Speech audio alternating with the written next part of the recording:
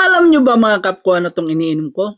Ito yung ating dragon fruit rice wine o yung tapay dito sa Kailokanuhan. At ngayong araw mga kap, ipakikita ko naman sa inyo kung paano natin ginagawa itong ating rice wine o yung tapay. Nagpakulo na tayo ng tubig. Nilagay natin 6 na kilo ng malagkit. Hahaluin natin yan para hindi naman masunog. At pag tuyo na yung ating malagkit, ilalagay naman natin yung ating dragon fruit mga kap. Ayan, halu-haluin mo lang. Pagkatapos, ay tatakloban na natin yan ng dahon. At ating paiin-in hanggang sa maluto mga kap. Hahayaan lang natin yan. At dito nga mga kap, inabot na ako ng gabi, mga alas 7 na yata yan. Kasi kailangan yung malagkit, malamig na.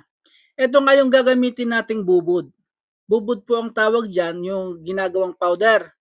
Kailangan pinong-pino natin yan, ilalagay natin dito sa ating lusong at ating dudurugin. At kapag pinong-pino na mga kap, yung sinaing natin na malagkit, ililipat natin sa plangganang malinis mga kap ha. Malinis po yan. Pagkatapos nyan, naisalin na natin lahat mga kap, dito naman tayo magsisimula maglagay ng bubod. Lalagyan natin yung sa ibabaw hanggang makover ng ating bubod. Tapos, babaliktad rin natin. Pagkatapos nating nabaliktad yan mga kap, lalagyan ulit natin. Paulit-ulit ang proseso hanggang maubos yung ating bubod. Mailagay lahat natin doon sa malagkit.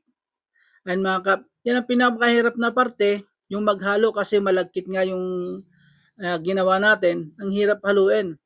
Ayan, paulit-ulit lang, lalagyan mo yung sa ibabaw. Pagkatapos mong malagyan, ay babaliktarin mo ulit. Haluin mo ulit hanggang maubos yung binili natin na bubod o yung yeast powder.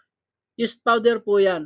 At pagkatapos, isasali naman natin dito sa ating lagayan. Mayroon tayo ditong tinatawag namin na takuyan or yung parang bilaon na malukong, mga kap.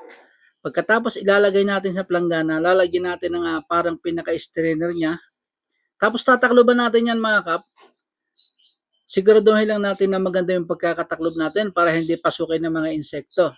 At ayan mga kap, ganyan ang magiging itsura niyan. Iiwan natin yan for 3 days.